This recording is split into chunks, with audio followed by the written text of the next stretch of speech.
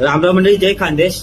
आज मुद्दा असा आहे भाऊ की आपण देखा ते मालेगाव जिल्हा डोंगरा गावमा एक अज्ञा मनीस मुलगी आज रेप करा एक पोऱ्यानी. हा रामखोरने रेप करा तिने मारे पण टाक की दगड काही तिने डोकं चेहरा वगैरे ठेची सर तिला मारे त्याला फोटो ती पोरा फोटो देखा एकदम कसरी वाटस माणूस ते.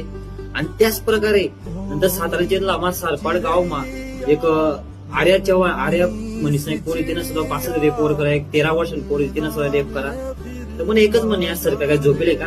हा अरे तुम्ही म्हणतोस पुन्हा तुम्ही सरकार काय सरकार चालायला तुम्ही राहील. हा आज खुलेआम रेप होतच पोलीस खुलेआम माती राहत माती राहत त्या पोरे माहितीये का? रेप करा तुम्ही पाय नका. ते एकच म्हणणे म्हणून जसं तुम्ही म्हणता हिंदू राष्ट्र करतास ना, ज्या छत्रपती शिवाजी महाराज ना काळमा असं पोरं म्हणजे एक स्त्रीवर असं बलात्कार म्हणजे काही माहितच नव्हतं. तव्य चिरप फाडी टाकायचं महाराष्ट्र दिसले आणि आता ते तुम्ही म्हणते हिंदू राष्ट्र हिंदू मुस्लिम. अरे तेच थोडा पहिले पोलीस लक्ष द्या. त्या माधवच्या रेप करणारा हराम पोलीस पब्लिक मार द्या आणि पब्लिक मा सोडा. त्यावेळेस आमले सुख वाटत, त्यावेळेस आमले थोडं बरं वाटी. तर म्हणजे सकाळी उठे दुसरा माणूस दुसरा पोऱ्या कधीच लहान कधीच पोरकडे असं दुसरी पापी नजर कडून द्या नाही. तुमचे शब्द आहे त्या पोऱ्याला तुम्ही खुल्या लोकांचं एकच म्हणणं आहे, हे आमदार खासदार जिथला त्याचं एकच म्हणणं आहे. जर आपल्या घरमा जर असं होतं तर तुम्ही काय करतात? तुम्ही शांत बसतात का? शांत नाही बसतात ना.